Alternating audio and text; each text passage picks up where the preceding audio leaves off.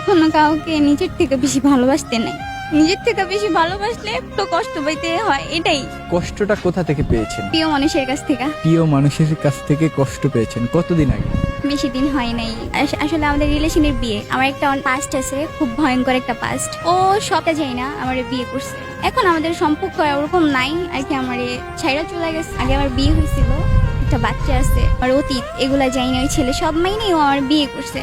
এখন ওর ফ্যামিলির কারণে নাকি আমার ছেড়ে চলে যেতেছে। ও আমার সাথে 2 বছরের সম্পর্ক, আমাদের 9 মাস হয়েছে বিয়ে হয়েছে। ওরে পাওয়ার জন্য আমি অনেক কিছু করছি, আজ আমার করার প্রয়োজন। ও আমারে ভুল বুঝছে, যে ওরে আমি যে কারণেই ভুল বুঝুক না কেন, ও ছেড়ে চলে গেছে। এখন ওর একটাই কথা, আমার ফ্যামিলি মানবে না। তো এটা তো ওর আগে জানা উচিত ছিল আমার জীবনে। আমি ও যখন আমার জীবনে আসে, ওরে আমি বলছি সমাজ এটা মানবে না, এটা কখনো কেউই মানবে না। তখন বলছে দরকার হলে সমাজের বাইরে চলে যাব। এখন ওই মানুষটাই আমার পাশে নাই। সবচেয়ে কষ্ট লাগে এটাই, যে মানুষটা আমার সবটা জানে আমার বিয়ে করলো, যে মানুষটা বলছে আমার কখনো ছেড়ে যাবে না, সে আমার ছেড়ে চলে গেছে, আমাকে মিথ্যা অপবাদ দিছে। সে কিন্তু জানি না সে আমার বিয়ে করছে। আমি একদম ভেঙে গেছি, একমাত্র আল্লাহর উপর ভরসা করে আসি। সম্পর্ক শুরু হওয়ার আগেই তাই আমার পাস্ট বলছিলাম যে দেখো, আমি 8-10টা মেয়ের মতো না, আমার জীবনটা খুব অন্যরকম, আলাদা। ও মানে নাই, ও আমার জন্য এটা করব সেটা করব, মইরা যাও। ভালোবাসলে ভালোবাসার মতো, যে সারা জীবন মৃত্যুর আগ পর্যন্ত যে পাশে থাকবে, এরকম ভাবে ভালোবাসা উচিত। মাঝপথে হাতটা ছাড়বে না।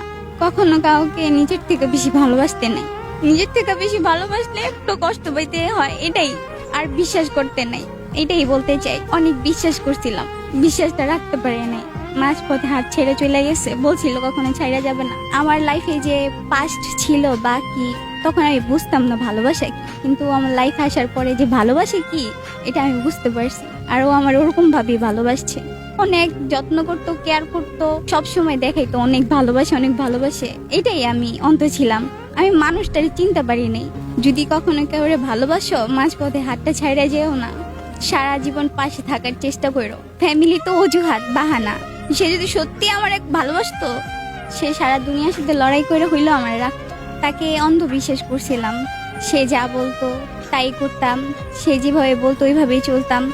এখন বিশ্বাসের কাছে যেহেতু হারিয়ে গেছি, এখন আর কিছু বলার নাই। এখন সামনে আগাই যাইতেছি, জানি না সামনে আমার কি আছে, একমাত্র আল্লাহ তাআলা জানে। আল্লাহর উপর ভরসা রাখছি। প্রিয় মানুষটার প্রতি কোনো অভিমান আছে? অভিমান না, অনেক রাগ আছে। যদি ছাইরা যাওয়ার হইতো, এত ভালোবাসা দিল কেন, আর এত ভালোবাসলো কেন? আগেই চলে যেত, বিয়ের আগেই চলে যেত। ভালোবাসার মানুষটাকে কি কখনো ভোলা সম্ভব? না, আমরা যে বলি ভালোবাসার মানুষকে ভুলা যাব, আসলে আমরা ভুলা যেতে পারি না। এই যে আজকে আমরা এত সুন্দর একটা জায়গায় আসছি, সবচেয়ে বেশি কিন্তু তারই মিস করতেছি। তারে বলছিলাম যে এখানে সেখানে নিয়ে কত জায়গায় ঘুরাবো, সে আমারে বলছিল আমরা এই নিয়ে সে ঘুরবে, তার সাথে একসাথে ঘুরবো, কিন্তু সেই মানুষটা আমার পাশে নেই। এখানে আসার কথা তারে নিয়েছিল, অনেক বলছি যাও নিয়ে যাও। তাকে ছাড়া কি জীবনটা নতুন করে সাজানো সম্ভব? না, আমার জীবন আর, সবাই বলে যে সামনে আগাও, নতুন করে জীবন শুরু করো, কিন্তু কেউ যদি কাউরে সত্যিকারের ভালোবাসে ভাইয়া মন থেকে, সে কখনই পারে না নতুন করে জীবন শুরু করতে।